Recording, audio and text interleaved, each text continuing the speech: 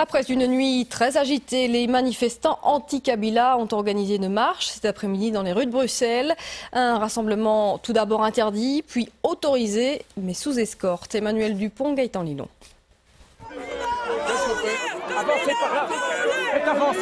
Le courant passe enfin entre les forces de l'ordre et les organisateurs de la manifestation.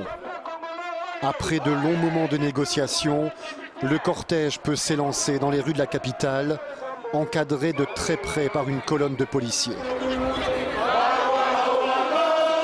Les derniers calicots sont distribués à la sauvette. Ce sera une marche revendicative et pacifique. Aujourd'hui, c'est pacifique. C'est une marche silencieuse, il n'y a pas de problème. Ce que nous voulons, c'est notre droit et dire non à Joseph Kabila. Pour la communauté congolaise de Belgique, le vainqueur des élections, c'est incontestablement Tshisekedi, contrairement aux résultats officiels. La chanson dit que Tshisekedi, c'est le vrai fils du pays. Gigi. C'est donc une fraude électorale qu'il dénonce dans la rue en dansant ou devant l'ambassade des États-Unis où il compte bien se faire entendre. L'Europe, les États-Unis, qui sont de vieilles démocraties, n'ont pas le droit de confisquer la démocratie des Congolais. Le principe en Europe, c'est un homme, une voix. Au Congo, c'est le même, c'est un Congolais, une voix. C'est notre pays. Entre 250 et 350 Congolais ont manifesté leur soutien à leurs compatriotes sans incident. Ce rassemblement contraste avec celui d'hier soir dans le quartier de Matongé où la manifestation a tourné à l'affrontement avec les forces de l'ordre, provoquant de sérieux dégâts et l'arrestation de près de 200 personnes. Emmanuel Dupont, Gaëtan Lilon. Dans ce quart de police, des manifestants menottés s'agitent sur leur siège sous des encouragements. C'est le 6e véhicule de la soirée. Près de 200 personnes ont ainsi été emmenées par les forces de l'ordre. 4 d'entre elles ont été mises à la disposition du parquet. La manifestation interdite par les autorités a rapidement dégénéré. La police, qui tentait de canaliser le rassemblement dans le quartier Matongé, doit se déplacer dans les rues adjacentes où des voitures sont incendiées, un cocktail Molotov lancé au milieu de la circulation.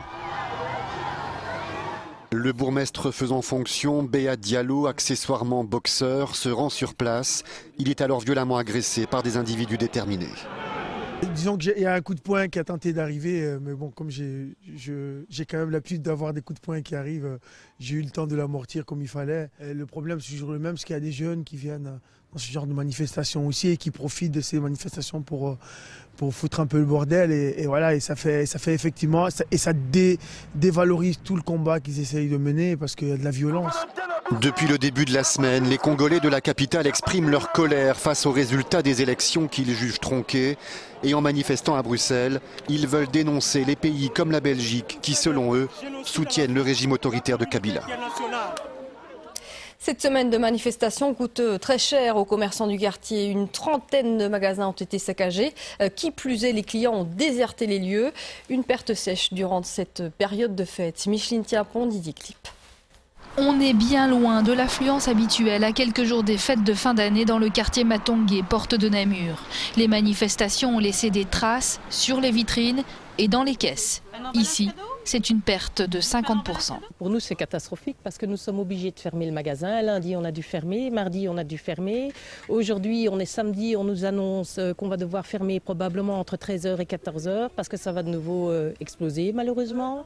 Donc pour nous, c'est catastrophique. Les peu de fois où on est ouvert, les gens ne veulent pas faire leurs courses. Regardez, on est en pleine fête, il n'y a pas un chat dans le magasin. Dans cette boutique d'électronique, c'est le même constat. Les clients se font rares. En fait, ça bouge vraiment vers l'après-midi à partir de 2h jusqu'au soir. Et c'est le moment qu'on travaille vraiment, on ferme. Donc c'est vraiment une vraie perte là. Nous avons des perturbations énormes parce que plus aucun accès possible en voiture dans le centre de la ville. Un climat évidemment qui fait peur parce qu'on voit tout ce qui se passe, des voitures brûlées, des centaines d'agents de police en tenue de combat, les métros qui ne s'arrêtent plus. Donc c'est vraiment un climat de de terreur qui effraie les consommateurs de venir faire leurs courses en ville. Dans ce magasin de tissus, des personnes sont même venues se réfugier pour éviter la violence dans la rue. Les employés ont été escortés par la police pour pouvoir sortir. On a malgré tout réussi à sortir et aller de l'autre côté en courant. Et puis, j'espère bien que ça va se terminer, toutes ces choses-là, ça s'arrange partout et on pourra ouvrir une bouteille de champagne à la fin de l'année. Un optimisme que beaucoup de commerçants ont perdu, même s'ils sont attachés à ce quartier si particulier de Bruxelles. Depuis hier, les forces de l'ordre sont déployées en masse à Kinshasa depuis l'annonce de la victoire du président sortant Joseph Kabila. Victoire contestée par son rival Tshisekedi. Malgré tout, des affrontements ont eu lieu. Le dernier bilan fait état de 6 morts. Christine Calmot. Des coups de feu ont retenti toute la journée dans certains quartiers de Kinshasa où les forces de l'ordre sont présentes en nombre. Mais malgré ou à cause de leur présence, on déplore déjà 6 morts. Pour le moment, on ne sait pas si ces victimes ont perdu la vie dans des affrontements entre supporters des deux camps ou si c'est la police qui leur a tiré dessus. Ce matin, le président autoproclamé Étienne Tshisekedi a remercié ses électeurs. Et je demande à la communauté internationale, garante de la paix dans le monde, de prendre les dispositions nécessaires, non seulement pour trouver la solution à ce problème, mais pour faire tout pour éviter que le sang des Congolais ne puisse encore une fois couler. Et l'opposant à Joseph Kabila écarte toute contestation des résultats du scrutin par la voie légale. Je n'irai pas devant la Cour suprême de justice, a-t-il expliqué. Il n'y a pas de justice au Congo.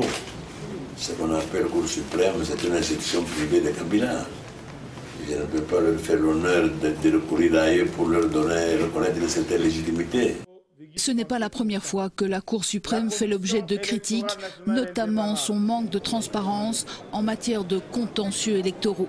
La Belgique, via Didier Reynders, le ministre des Affaires étrangères, appelle à éviter toute forme de violence, comme l'Union européenne qui appelle, elle aussi, au calme.